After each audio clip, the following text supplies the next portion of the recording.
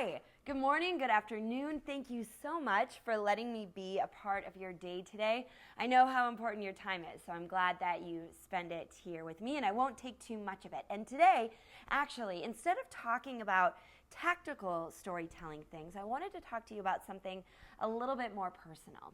Now, I know in the email I sent you, it said something about losing weight with storytelling, which might sound unlikely, but hear me out, because telling your story really can be the fastest, easiest way to lose some weight. And here's how.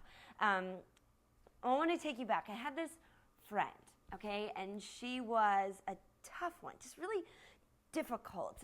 Do you have one of those? Maybe yours isn't necessarily a friend. Maybe it's a coworker who's a little difficult, or maybe it's a sister or a brother or a mother-in-law or a birth sister, whoever it is.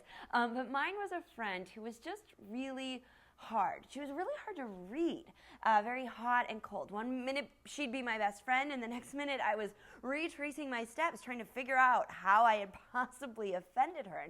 And most of the friends in our circle had already kind of given up on her, written her off, and really encouraged me to do the same, to not take the mistreatment or the time to figure it out. But I couldn't let it go. Maybe I'm a glutton for punishment. I don't know.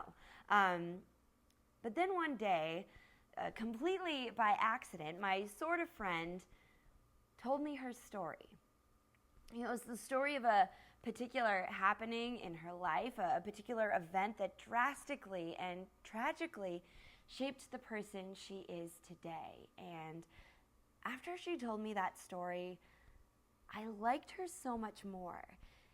And it wasn't even that I liked her more, it's that I could have more patience, more compassion, more understanding when she was reacting in the way that she did. So here's the thing. Sometimes we carry stories with us that are heavy, stories that aren't laughter or funny memories. We all have what I call our ugly stories. They sit on our shoulders or in the backs of our minds or the pits of our stomachs, and they weigh us down. They're the mistakes that we've made or regrets we have or bad things we did or the bad things that were done to us. And I feel like we put a lot of energy into keeping these stories to ourselves, into not letting them be known. But people are smart. We're intuitive. We know when something, and we're looking at someone and something doesn't quite add up, all because we're missing pieces of someone's story. They're keeping them from us. So if you want to lose weight, tell your ugly stories. That feeling of telling them and retelling them, that weight will lift. And if there is someone in your life, an in-law, or a coworker, or a frenemy who behaves in a way that you really can't stand, before giving up on them, because it's hard to give up on someone you have to see every day, see if you can get their story from them.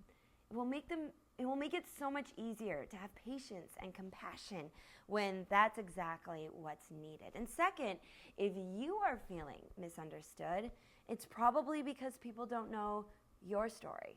And you know what the truth is? It's your job to tell it.